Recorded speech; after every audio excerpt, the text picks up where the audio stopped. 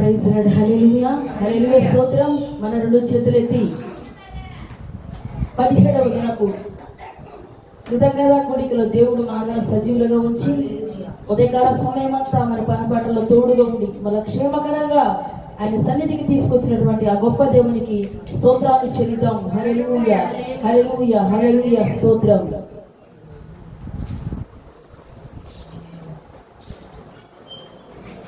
సమయోచితమైన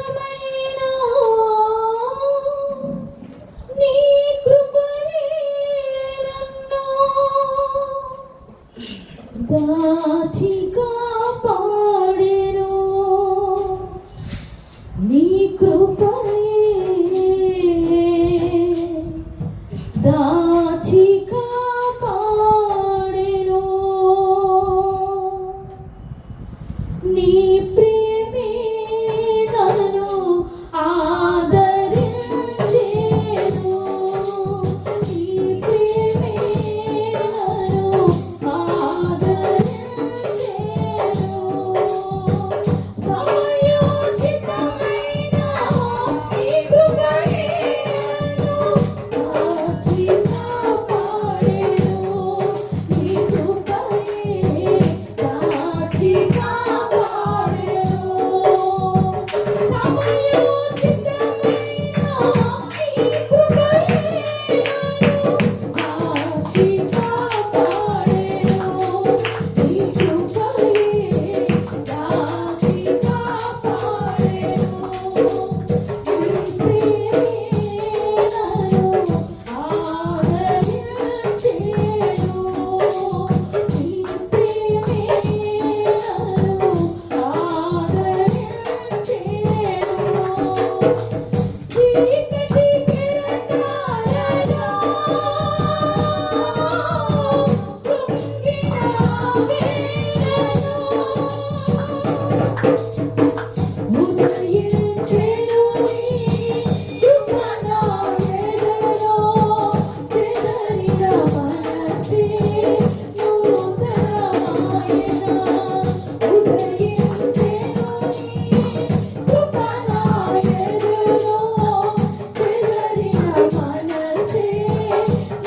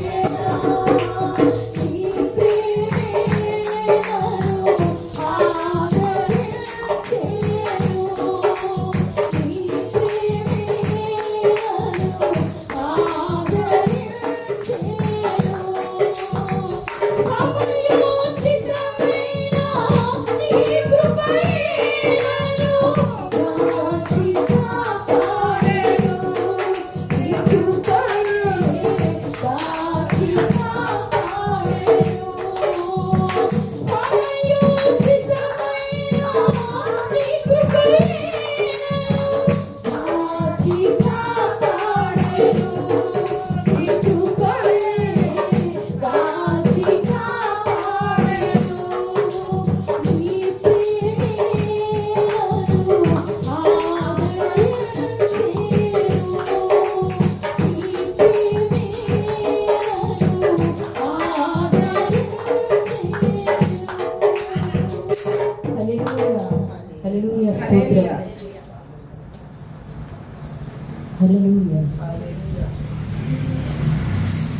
హల్లెలూయా స్తోత్రం. మరి యొక్క కీర్తన పాడుకొని ఆ నామాన్ని కనపరుద్దాం.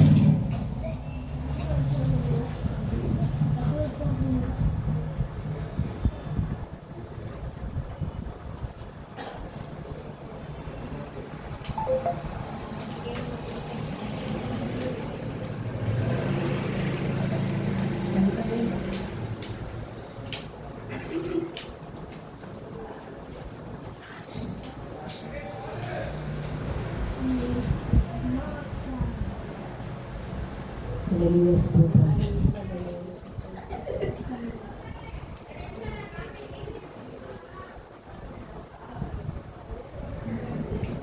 హల్లెలూయా స్తోత్రం. మరొక కీర్తన ద్వారా దేవుని నామాన్ని కనపరుచుకున్నాం. స్తోత్రం. హల్లెలూయా.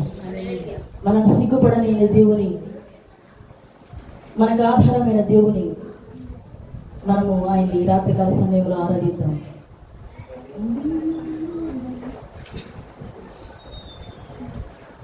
యేసు నీవే ఆధారము, యేసు నీవే నా ప్రాణము, నిన్ను నమ్మినచో సిగ్గుపడనీయవు.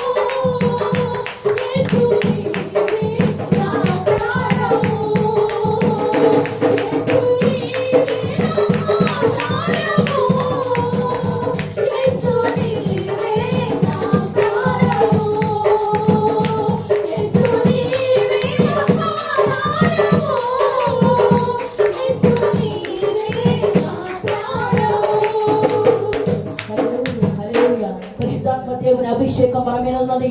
రాత్రికాల సమయంలో బలిపీఠం మీద అగ్ని నిత్యము మండుచుండాలి.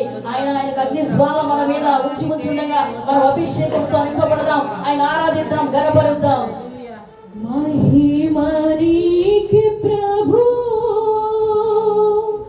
ఘనత నీకే ప్రభు,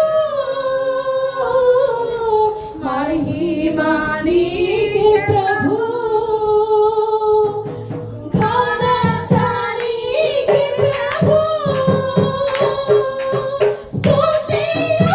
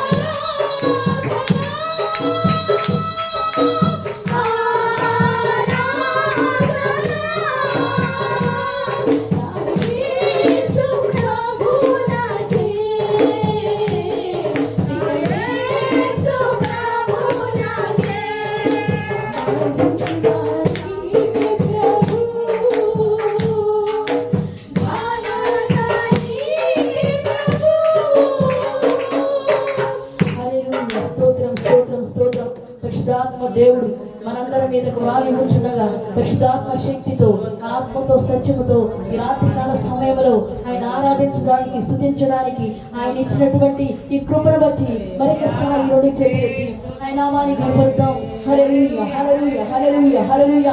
పరిశుద్ధాత్మ దేవుడా మీకు స్తోత్రాలు, పరిశుద్ధాత్మ అభిషేకం మీ స్తోత్రాలు, అభిషేకాత్మ ప్రతి ఒక్కరి మీద మీరు నింపండి నా ప్రభువా, మీ వందనాలు, స్తోత్రాలు. ప్రతి ఒక్కరు నా తండ్రి, నా నాయన ఆత్మాభిషేకం కలిగిన ఆయన ప్రతి ఒక్కరు నా నాయన ప్రార్థన కూడికలో నా నాయన అయ్యా తండ్రి చివరి వరకు నా తండ్రి ఆత్మ పూర్ణులై ఉండడానికి సహాయం దయచేయండి. పరిశుద్ధాత్మ అగ్ని అభిషేకము దయచేయండి. గడగది అనుభవంలో నా నాయన ఆది అపోస్తున్నటువంటి నా నాయన ఆ యొక్క తండ్రి నాయన ప్రార్థన అనుభవంలో నా నాయన రాత్రికాల సమయంలో మమ్మల్ని అందరినీ ఉంచి ముందున్న కార్యక్రమం అంతా తోడుగా ఉండి సేవకుని తండ్రి వాక్యం ద్వారా మాతో మాట్లాడి మమ్మల్ని బలపరచి ప్రార్థనలో మీరు తోడుగా ఉండమని గొప్ప దేవునికి రాత్రికాల సమయంలో అభిషేకం కలిగినటువంటి ప్రతి ఒక్క తండ్రి ప్రభా ఆ యొక్క సమస్యల అభిషేకంతో నింపబడి నాయన తీర్చబడినట్లు మమ్మల్ని అందరినీ కూడా నింపండి నా ప్రభా, నింపండి నా ప్రభా, నింపండి నా ప్రభా.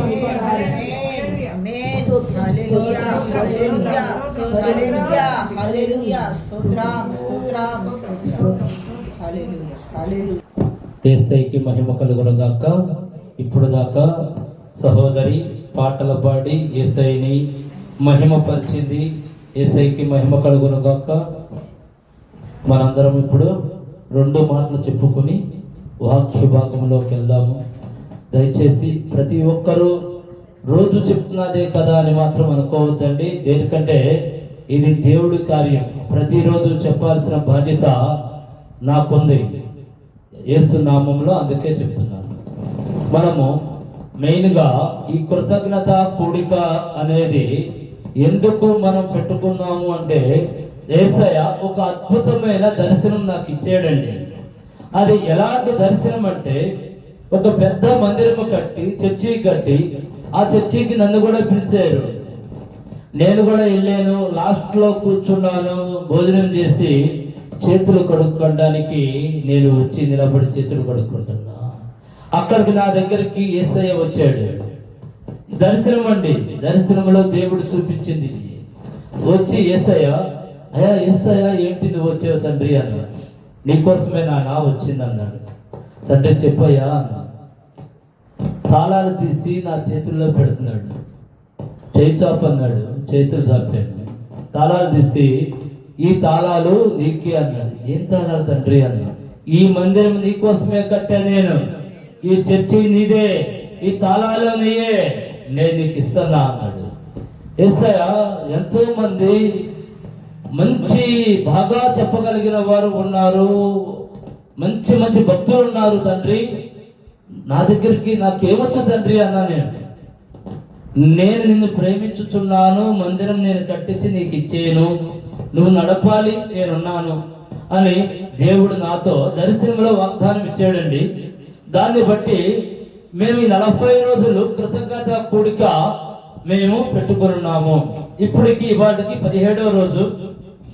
అయితే నేను ఎందుకని పెట్టుకొని ఉన్నానంటే, మన దేవుడు ఒకసారి వాగ్దానము కనుక ఇస్తే భూమి ఆకాశములు గతించిపోయినను ఆయన వాగ్దానము గతించిపోదు గనక యేసయ్య పైన పరిపూర్ణ విశ్వాసంతో నేను ఈ 40 రోజులు నాకు యేసయ్య మందిరం ఇచ్చినందుకు కృతజ్ఞత కొడుక పెట్టుకొని ఉన్నానండి. నాకు దర్శనంలో దేవుడు చూపించినందుకు అది మొత్తము కూడా నిజం చేసిన దేవుడు అని నేను నమ్మి కృతజ్ఞత కొడుక పెట్టుకొని ఉన్నాను. ఎందుకనంటే చాలా మంది అనుకోవచ్చు, ఎక్కడైనా అద్భుతాలు జరిగితే కదా కృతజ్ఞత కొడుకులు పెట్టేది, ఇతనేంటి ముందుగా పెట్టుకున్నాడు అని. మీరు అలా అనుకున్నా సరే యేసయ్య పైన నాకు పరిపూర్ణ విశ్వాసం అండి. ఈ 40 రోజుల్లో మహా అద్భుతాన్ని చెయ్యగలిగిన దేవుడు, చేసిన దేవుడని నేను ముందుగానే నమ్మి ఉన్నాను. యేసయ్య ఏమన్నాడు? నన్ను నమ్మితే నా మహిమను చూస్తారని వాగ్దానం ఇచ్చిన దేవుడు కాబట్టి నేను ముందుగానే దేవుడిని నమ్మి ఉన్నాను. అయితే నా ఒక ఆలోచన ఏమనగా, నేను మందిరం కడతానికి యేసు నామములో నాకు చూపించాడు, నేను స్థలం చూసుకున్నాను, బాగానే ఉంది. కానీ నా దగ్గర కడతానికి డబ్బులు లేవు. అయినా నేను ఎవరిని అడగట్లా. ఎందుకని అడగట్లేదు అంటే, ఈ నాకు చూపించిన యేసయ్య మందిరం నాకు కట్టించి ఇచ్చాడు కాబట్టి ఆ విశ్వాసంతో నాకు తెలిసిన వారిని నేను ఎవరిని అడగటల్లా. యూట్యూబ్ లో మాత్రమే నేను చెప్తున్నా. ఏమని చెప్తున్నాను? నాకు చూపించిన యేసయ్య మీరు ఈ యూట్యూబ్ కనుక చూసి ఉంటే మీతో కూడా ఖచ్చితంగా మాట్లాడతాడు. మన దేవుడు మాట్లాడే దేవుడు కనుక మీతో మాట్లాడి మీరు వెళ్ళి మందిరానికి ఆ బిడ్డకి సహాయం చేయండి అని దేవుడు యేసయ్య మీతో మాట్లాడిన వారు మాత్రమే నాకు సహాయం చేయండి, నా కోసం కాదు, దేవుడి పని కోసం, మందిరము కడతానికి. అందుకే నేను ఆ బలమైన విశ్వాసంతోనే నేను ఉన్నాను. నాకు చూపించిన నాకు దర్శనం చూపించిన యేసయ్య మీతో కూడా మాట్లాడతాడు కదా, మీతో కూడా కార్యం చేపిస్తాడు కదా. నేను ఆ విశ్వాసంతోనే ఉన్నానండి. దేనికంటే ఈ యూట్యూబ్ లో చూసిన ఈ సందేశం విన్న ప్రతి ఒక్కరూ యేసయ్య కనుక మీతో నాకు చూపించిన దేవుడు మీతో మాట్లాడితే ఖచ్చితంగా మీరు మందిరానికి మీ వంతు సహాయం చేయవచ్చండి. మీకు ఆత్మ ప్రేరేపణ కలిగితే మీ వంతు సహాయం చేయొచ్చండి. ఎందుకనంటే ఆయన సర్వ సృష్టికర్త, ఆయన సర్వాధికారి, సమస్తము చేయగలిగిన దేవుడు. దేనికంటే నాకు చూపించాడు, మీతో మాట్లాడుతాడు. అది నాకు పరిపూర్ణ విశ్వాసం అండి. దయచేసి ఈ సందేశం కనుక వింటే, యేసయ్య ఆత్మ కనుక మీతో ప్రేరేపిస్తే, యేసయ్య కనుక మీతో మాట్లాడితే, కింద మా యూట్యూబ్ లో స్క్రోలింగ్ వస్తూ ఉంటుందండి. దాంట్లో అకౌంట్ నెంబర్లు అన్ని ఉంటాయి. అదే విధముగా QR కోడ్ కూడా ఉంటుంది. మీరు ఎవరైనా డొనేట్ చేయాలి అనుకుంటే అకౌంట్ నెంబర్ చేయొచ్చు, లేదా QR కోడ్ కూడా మీరు స్కాన్ చేసి చేయొచ్చండి. ఇది ఎందుకనంటే మీతో యేసయ్య మాట్లాడితేనే ఈ విధముగా చేయండి. ఎందుకని నేను ప్రతి ఒక్కరిని అడగట్లేదంటే, మన దేవుడు సర్వశక్తి కలిగిన దేవుడై ఉన్నాడు గనక, నాకు చూపించిన దేవుడు మీతో మాట్లాడి ఖచ్చితంగా ఆయన కార్యాన్ని నెరవేరుస్తాడు గనక పరిపూర్ణ విశ్వాసంతో నేను కృతజ్ఞత కూడికి పెట్టుకొని ఉన్నాను. ఇట్లన్నిట్లకన్నా ముఖ్యమైన సందేశం ఏమిటి అనగా, మీరు ఈ యూట్యూబ్ కనుక చూసినట్లయితే మందిరము కొరకు మాకు సహాయార్థముగా ప్రార్థన చేయండి. దేవా, మీరు ఆ బిడ్డకి దర్శనం చూపించారు, ఆ దర్శనాన్ని మీరు నిజం చేశారు అని పరిపూర్ణ విశ్వాసంతో కృతజ్ఞత కూడిక పెట్టుకొని ఉన్నాడు అని. దయచేసి నాకు ప్రార్థన అవసరం, చాలా కావాలి. ఒక మందిరం నియమించాలి అంటే మనుషుల వల్ల అయితే కాదు, పరిశుద్ధాత్మ దేవుడి వల్ల మాత్రమే అవుతుంది. కనుక మిమ్మల్ని అందరినీ కూడా నేను కోరుకుంటుంది ప్రార్థన చేయమని, మందిరాన్ని యేసయ్యే నాకు కట్టించి ఇవ్వాలని నేను మిమ్మల్ని అందరినీ ప్రార్థన చేయమని అడుగుతున్నాను. యేసు నామములో మిమ్మల్ని అందరినీ కోరుకుంటున్నా. దయచేసి బలమైన ప్రార్థన చేయండి. మన వాక్య భాగంలోకి వెళ్దామండి. 91వ కీర్తన 8వ వచనం ఒకసారి చదవండి. నీవు కన్నులారా చూచుచుండగా భక్తిహీనులకు ప్రతిఫలము కలుగును. యెహోవా నీవే నా ఆశ్రయమని, నీవు మహోన్నతుడైన దేవుని మీకు నివాస స్థలముగా చేసుకుని ఉన్నావు. మా 17 వరకు చదువు.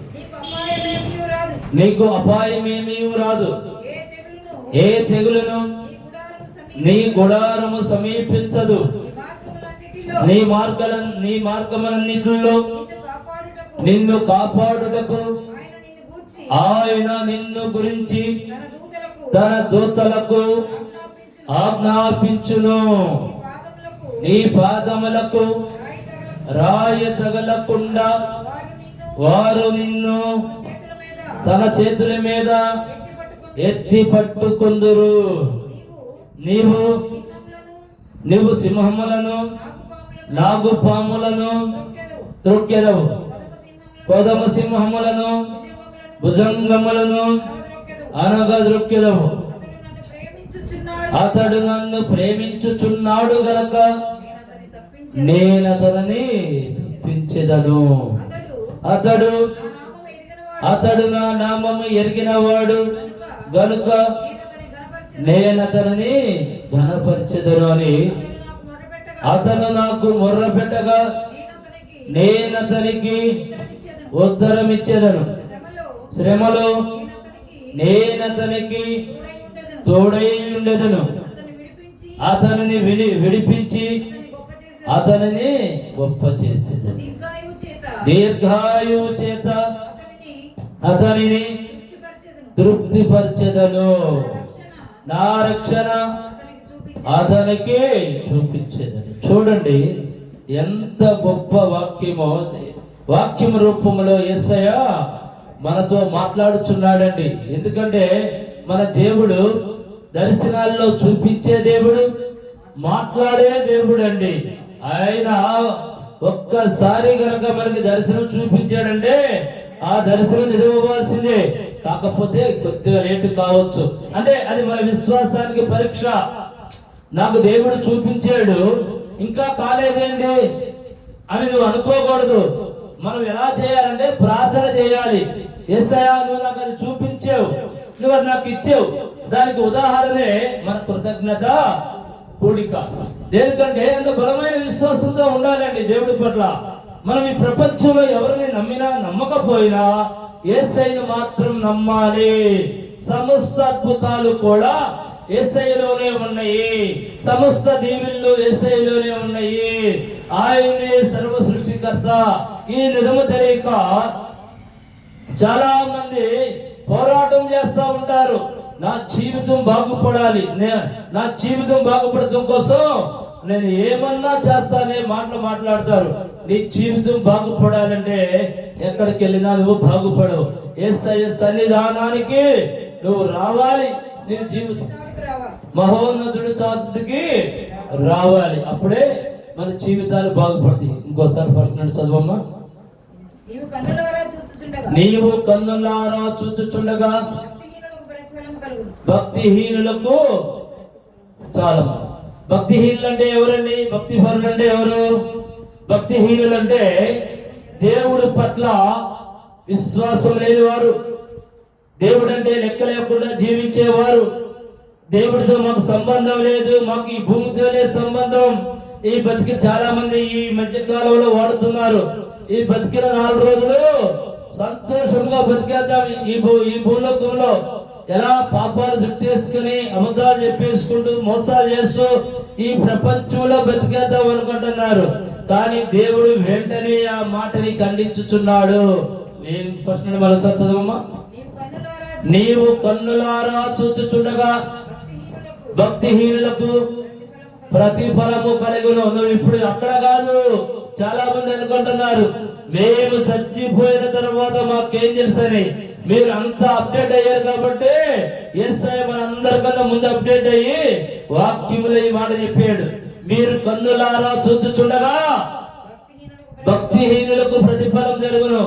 ఇరువరికి చచ్చిపోయిన తర్వాత కాదు, చనిపోక ముందే నీవు కనుక కరెక్ట్ మనిషి కనుక కాకుండా అబద్ధాలు ఆడతాం, తప్పులు చేస్తాం, పాపాలు చేస్తాం, పాపపు జీవితంలో ఉంటాం, అనేక వ్యసనాలకి నువ్వు బానిస అవడం కనుక జరిగితే దాని ప్రతిఫలము నీకు ఇక్కడే కలుగుతుంది.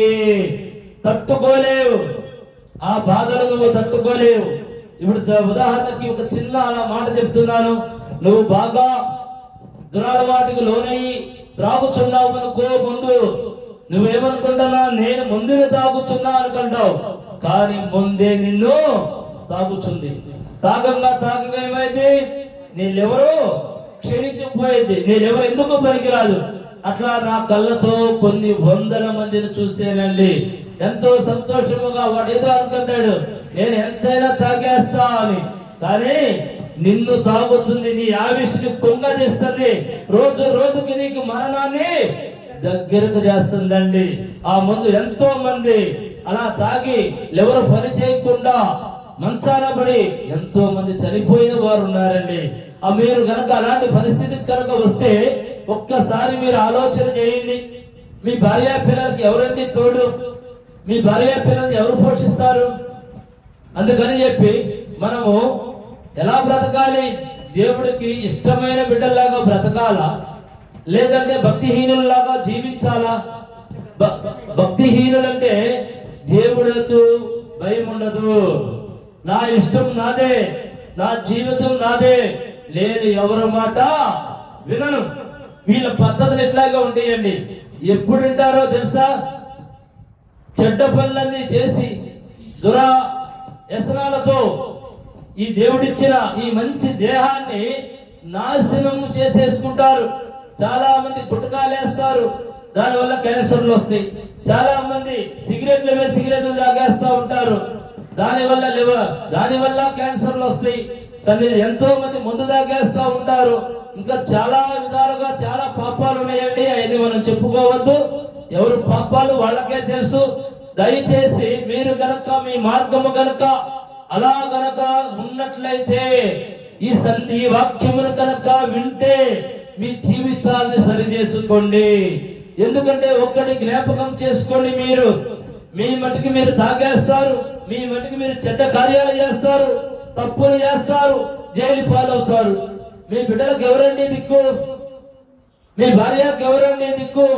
మీ బిడ్డలకు ఎవరు తీసుకొచ్చి పెడతారండి? అలా పోషణ ఎవరు? మీరుంటేనే కదా మీ భార్య పిల్లలను చూసుకునేది కాదా? మీరు తప్ప ఇంకెవరన్నా చూసుకుంటారా? మీలాంటి ప్రేమ ఇంకా ఎవరైనా చూపించగలుగుతారా? మీ పిల్లల మీద కానీ మీ భార్య మీద కానీ ఎవరైనా దయదలుస్తారు. దయ వేరు, ప్రేమ వేరండి. దయదలిస్తే రేపు ఎప్పుడైనా సరే వాళ్ళు పరిస్థితి బాగా లేనప్పుడు నేను సహాయం చేస్తే అంటాడు.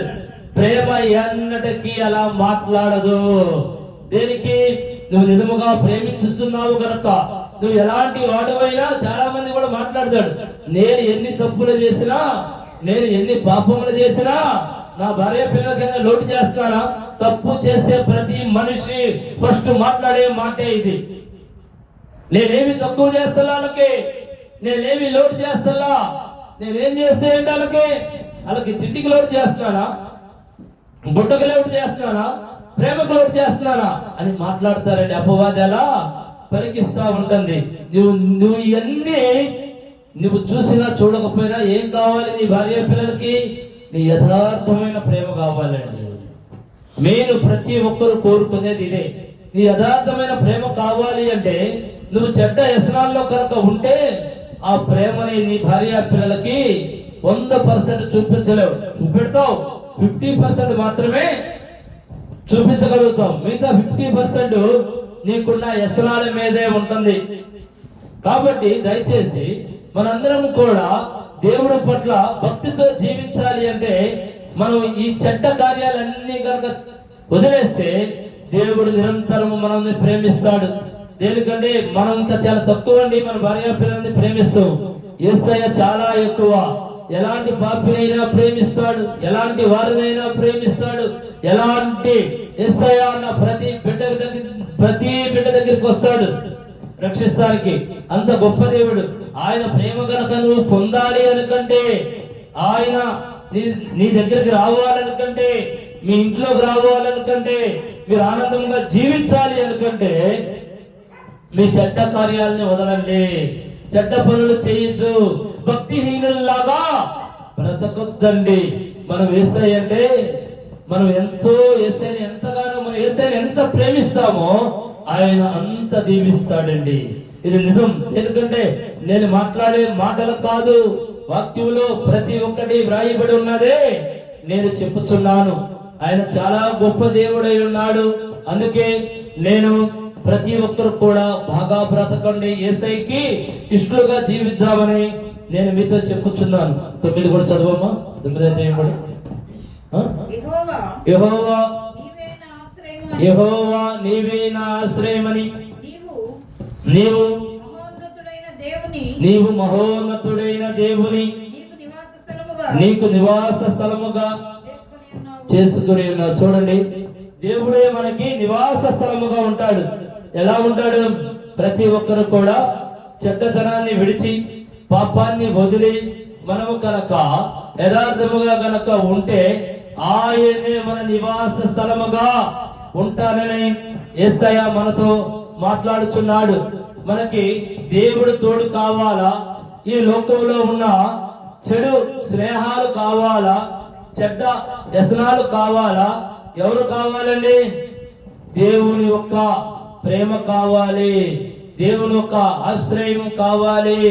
దేనికంటే మనము జీవించి ఉండాలంటే ప్రతి క్షణము కూడా ఆయన కృప మన మీద ఉంటేనే మనము జీవించి ఉండగలుగుతామండి. లేకపోతే ఆయన కృప మన మీద ఏ మాత్రం లేకపోయినా ఈ భూమి మీద ఎవరు కూడా ఉండలేరు. దేనికనంటే ప్రతి ఒక్కరము కూడా మనము ఆయన్ని నమ్మాలి.